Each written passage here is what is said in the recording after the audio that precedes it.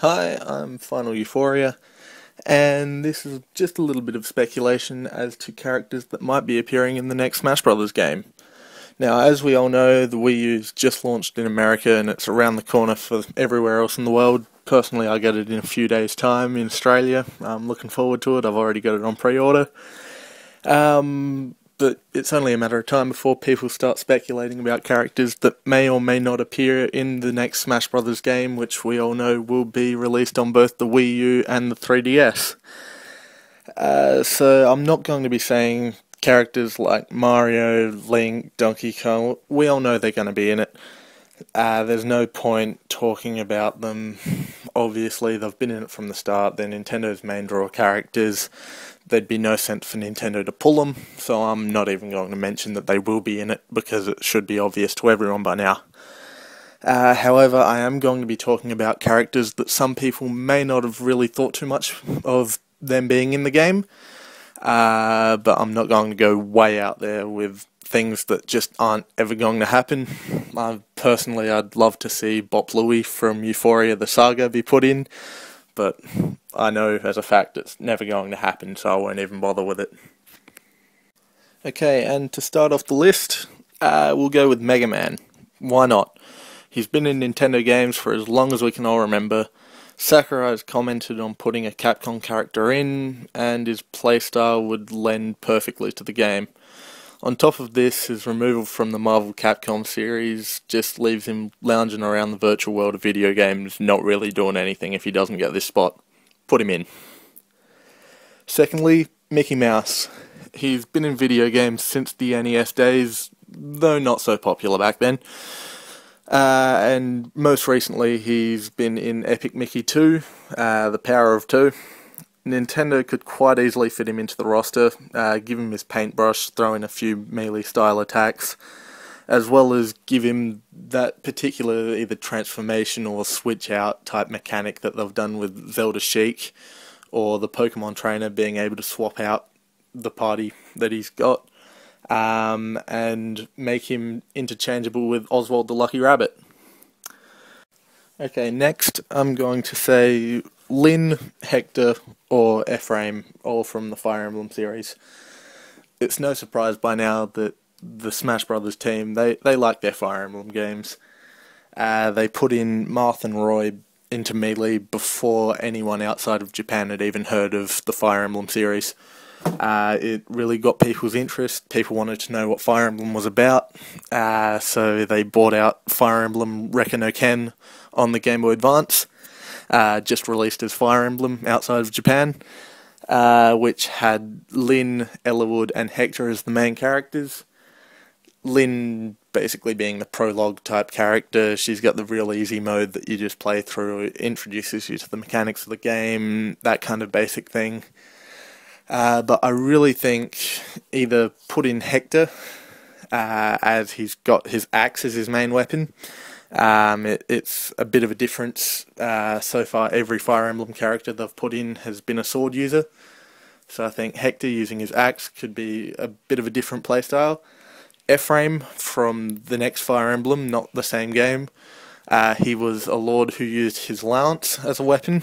Again, it could be a bit of a longer range type weapon than the sword. Maybe a little bit slower, but I think it'd be good just to keep people at a bit of a distance for him. Or if they really feel like they need to throw in another sword user, they could use Lyn and have her bow mechanic as well.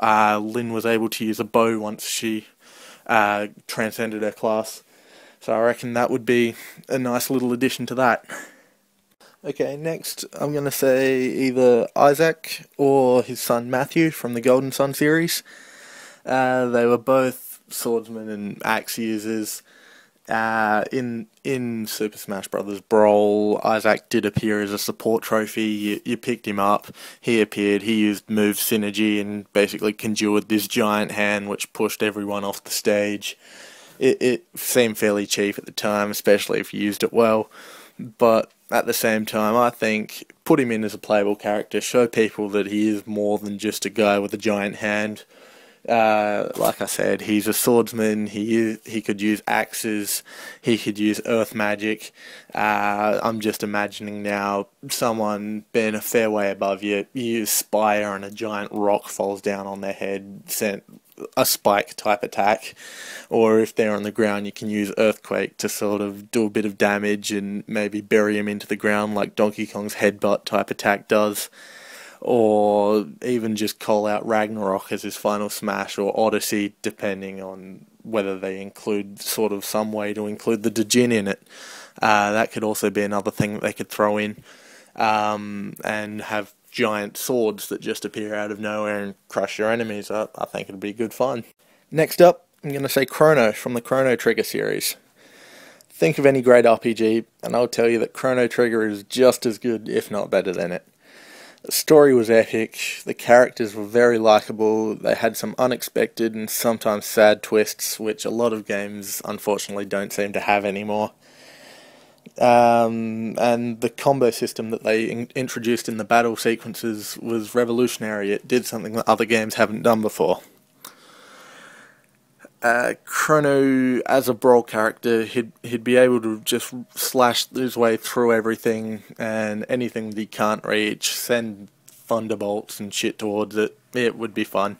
Magic, his element was lightning or thunder, depending on what you want to call it.